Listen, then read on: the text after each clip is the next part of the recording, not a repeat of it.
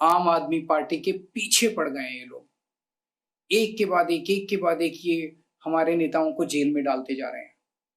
इन्होंने मेरे को जेल में डाल दिया, मनीष सिसोदिया को जेल में डाल दिया, सतेंद्र जैन को, जय सिंह को जेल में डाल दिया, आज मेरे पीए को जेल में डाल दिया।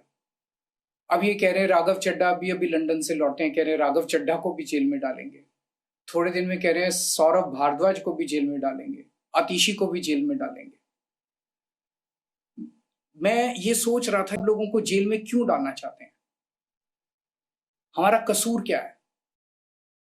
नमस्कार, विद्या न्यूजीलैंड में आपका स्वागत है। आम आदमी पार्टी के राज्यसभा सदस्य राघव चड्ढा की जैसे ही बोलती बंद की गई, यानी कि आपकी तरफ से राज्यसभा सचिवालय को सूचना दी गई कि अब उन्हें आपकी तरफ से बोलने का मौका न दिया जाए और डिप्टी लीडर पद से भी हटा दिए गए, तूफान खड़ा हो गया। इसके बाद राघव चड्ढा आए सामने और उन्होंने अपना पक्ष रखा। मुझे जब जब पार्लियामेंट में बोलने का मौका मिलता है, मैं जनता के मुद्दे उठाता हूँ और शायद ऐसे टॉपिक्स उठाता हूँ जिसे आम तौर पर संसद में नहीं उठाया जाता है। लेकिन क्या जनता के मुद्दे उठाना, पब्लिक इश्यूज पे बात करना कोई अपराध है?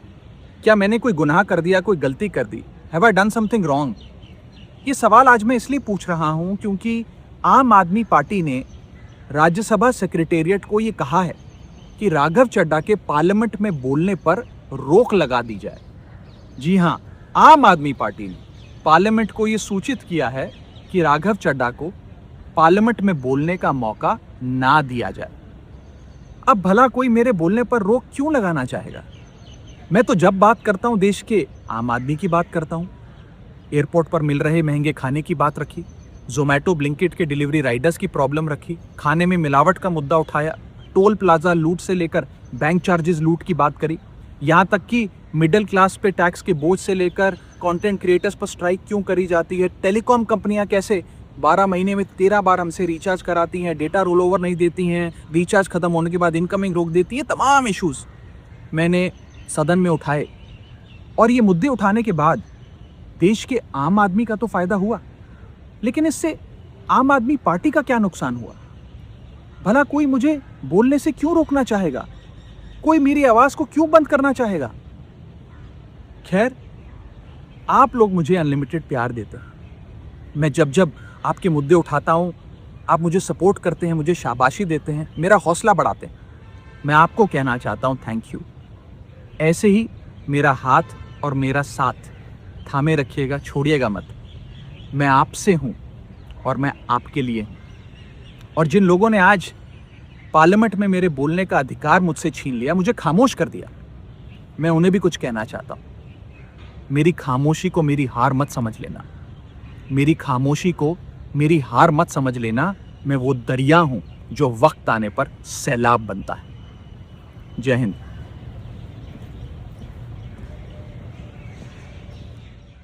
आम जनता का मुद्दा ही तो रख रहे थे और क्या कर रहे थे। फिर उन्होंने बता दिया कि वो दरिया है जो वक्त आने पर सैलाब बन जाएंगे। इसके बाद आम आदमी पार्टी के सारे बड़े नेता केजरीवाल को छोड़ करके आ गए मैदान में, मानो पार्टी ने पहले ही तैयारी कर ली थी कि जैसे ही राघव चड्ढा का कोई बयान आएगा, वीडियो आएगा, सभी एक ही लाइन पर बोलेंगे। संजय सिंह, पूर्व मुख्यमंत्री आतिशी, सौरभ भारद्वाज, दिलीप पांडे से लेकर के तमाम बड़े नेता आए और उन्होंने राघव चड्ढा की कमियां गिना दी कि आप पार्टी लाइन पे नहीं बोल रहे थे, आप सीईसी के खिलाफ जब महाभियोग लाया जा रहा था तब उस पर साइन नहीं कर रहे थे, पार्टी के साथ वॉकआउट नहीं कर रहे थे। इतने बड़े बड़े मुद्दे हैं, फिर आप वो फिचरिस्टिक टाइप के जो मुद्दे हैं जो बहुत दिनों से चले आ रहे हैं उनको उठा करके सोशल मीडिया कंटेंट क्रिएटर बन रहे थे। ये राजनेता का काम नहीं होता है। अटैक बहुत सधा हुआ किया। अब सबसे बड़ा सवाल ये है कि बहुत सारी बातें आ रही है कि राघव चड्ढा जो कभी अरविंद केजरीवाल के ब्लू आई हुआ करते थे, सबसे कम उम्र के विधायक बने, ट्रेजरार बने, राज्यसभा सदस्य बने, पंजाब की जीत का सेहरा उनके सिर पर बधा, आखिरकार अचानक ऐसा क्या हुआ? आम आदमी पार्टी के पीछे पड़ गए हैं ये लोग। एक के बाद एक के बाद एक ये हमारे नेताओं को जेल में डालते जा रहे हैं। इन्होंने मेरे को जेल में डाल दिया, मनीष सिसोदिया को जेल में डाल दिया, सतेंद्र जैन को, जय सिंह को जेल में डाल दिया, आज मेरे पीए को जेल में डाल दिया। अब ये कह रहे हैं राघव चड्ढा अभी लंदन से लौटे हैं, कह रहे हैं राघव चड्ढा को भी जेल में डालेंगे। आपने सुना, ये उस दौरान का वीडियो है जब अरविंद केजरीवाल 21 मार्च 2024 को गिरफ्तार हो गए थे और लोकसभा चुनाव प्रचार के लिए उन्हें बाहर आने की इजाज़त मिली थी। उन्होंने ये संदेश दिया था कि क्यों उनके पार्टी के नेताओं को एक एक करके गिरफ्तार किया जा रहा है, अब राघव चड्ढा की बारी है। ये पहली बार नहीं बोले थे। दरअसल आबकारी घोटाला जो हुआ था उसका पर्दाफाश हो गया था जुलाई 2022 में और 26 फरवरी 2023 को मनीष सिसोदिया की गिरफ्तारी हुई। फिर अक्टूबर 2023 में संजय सिंह की गिरफ्तारी हुई। फिर 21 मार्च 2024 को अरविंद केजरीवाल की गिरफ्तारी हुई। उसके पहले और भी उनकी पार्टी के कई नेता गिरफ्तार हुए थे। इसी दौरान जब ईडी की तरफ से सप्लीमेंट्री चार्जशीट पेश किया गया, उसमें राघव चड्ढा का नाम आया। राघव चड्ढा का नाम कोई आरोपी के रूप में नहीं, राघव चड्ढा का नाम गवाह के रूप में नहीं, बल्कि एक मीटिंग के सिलसिले में कि इस मीटिंग में ये भी मौजूद थे और उसमें ये सब साजिश रची जा रही थी, इस रूप में आया था। कहते यह है कि अरविंद केजरीवाल को यह भनक लग गई कि मनीष सिसोदिया और संजय सिंह की गिरफ्तारी के बाद राघव चड्ढा को भी गिरफ्तार किया जा सकता है। वो उन्होंने कई बार प्रेस कॉन्फ्रेंस में बोला था, अभी तो सिर्फ हमने एक बाइट दिखाई। राघव चड्ढा को यह लगने लगा कि यदि सरकार चाहे तो उन्हें भी जेल भेज सकती है। इसी बीच उन्हें आंख की प्रॉब्लम थी। हालांकि कहा तो ये जाता है, बहुत सारे वीडियो वायरल हो रहे हैं, लेकिन उसकी कोई पुष्टि नहीं है, उसका कोई आधार नहीं है कि दावे के साथ कहा जा सके कि जो सलूक स्वाति मालीवाल के साथ किया गया था कभी, वही राघव चड्ढा के साथ भी हुआ था। और वो आंख का इलाज कराने के लिए लंदन गए। उसी दौरान जो है अरविंद केजरीवाल की गिरफ्तारी हुई। उन्होंने रस्म अदायगी कुछ की, लेकिन वहीं रह गए।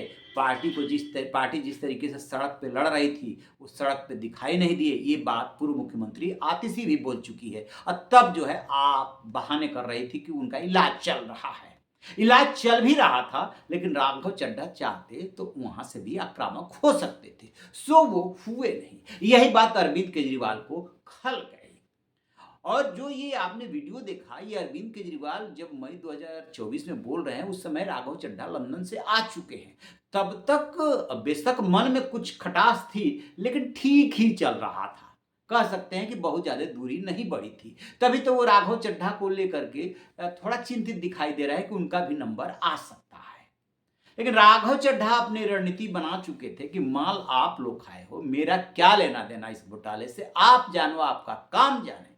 और इसी बीच कहते ये हैं कि बीजेपी से भी पींगे बढ़ाने लगे थे। और उसके बाद जब इनकी रिहाई होती है, मतलब ये बरी किए जाते हैं दोनों नेता, और भी कई घटनाक्रम होते हैं, उस दौरान राघव चड्ढा न तो कोई एक्स पे पोस्ट डालते हैं, न मिलने जाते हैं। कहने का मतलब ये कि दूरियां बढ़ती चली गई और खाई में तब्दील हो गई। फिर उन्होंने सोचा कि मैं तो डिप्टी लीडर हूं राज्यसभा में, समय मिल ही रहा है, तो क्यों न इसे अपने ब्रांडिंग के लिए इस्तेमाल करूं। लिहाजा उन्होंने मुद्दे तो उठाए जन सरोकार के, चाहे वो उसमें मोबाइल पैक का मामला हो गया, 13 बार रिचार्ज करती है कंपनी, 1 महीने का एक्स्ट्रा ले लेती है, चाहे वो समोसे का मामला रहा हो एयरपोर्ट पर, चाहे और इशूज रहे हो कि डेटा वो ट्रांसफ़र होना चाहिए, तो और बहुत सारे मुद्दे रहे। वो गिग वर्कर्स के उन्होंने मुद्दे उठाए, उसको लेकर के उन्होंने अपनी ब्रांडिंग की। बहुत सारे ऐसे मुद्दे उठाए जो लोगों को पसंद आए। बहुत सीधी सी बात है, और लोगों को ऐसा लगा जैसे कि कोई ऐसा लड़का दिखाई दे रहा है, यंग चेहरा है, चॉकलेटी चेहरा है, जो हमारे मुद्दों को जानता है, समझता है। लेकिन राजनीति तो कुछ और ही सिखाती है ना। राघव चड्ढा का लगा कि अब तो आपसे दूरी बढ़ रही है, फिर ऐसे में आपकी लाइन वो नहीं लेंगे। इम्पीचमेंट का मामला आया सीईसी के, वहां से भी वो किनारा कर गए थे, तो फिर क्या लें। तो आम आदमी पार्टी आम आदमी का ही तो मुद्दा उठाएगी, सो उन्होंने पकड़ लिया, उठाना शुरू कर दिया। सोशल मीडिया पर तो वो छा गए। अब ये बात भी अरविंद केजरीवाल को ठीक नहीं लग रही थी। जैसे ही सत्र स्थगित होने की बात आई, वैसे ही एक्शन हो जाता है।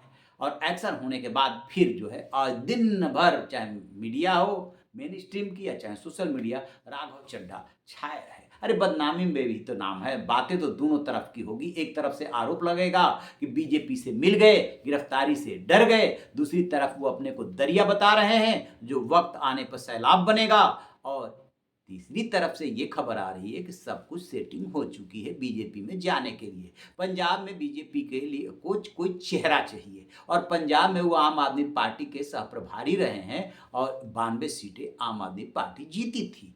तो उन्हें बीजेपी को लगता है कि ठीक ठाक चेहरा है, साफ सुथरा चेहरा है, लिहाजा इसका इस्तेमाल किया जा सकता है। बीजेपी के बारे में यूं भी कहा जाता है कि यूज एंड थ्रो बहुत बढ़िया जानती है। हालांकि बीजेपी यही आरोप आप पे लगाती है। बहरहाल एक एक करके आपके कई बड़े नेता किनारे कर दिए गए। कुमार विश्वास हो, किरण बेदी हो, राघव चड्ढा हो, स्वाति मालीवाल हो, साजिया इल्मी हो, ढेरों नाम हैं। तो आपको इससे बहुत ज्यादा फर्क नहीं पड़ता है वहां पे कोई फर्क, तो वो सिर्फ अरविंद केजरीवाल की इच्छा का, वो क्या चाहते हैं इसका फर्क पड़ता है। खैर ये सियासत है, देखते रहिए आगे आगे होता है क्या। आपकी क्या राय है कमेंट बॉक्स में जरूर बताइएगा।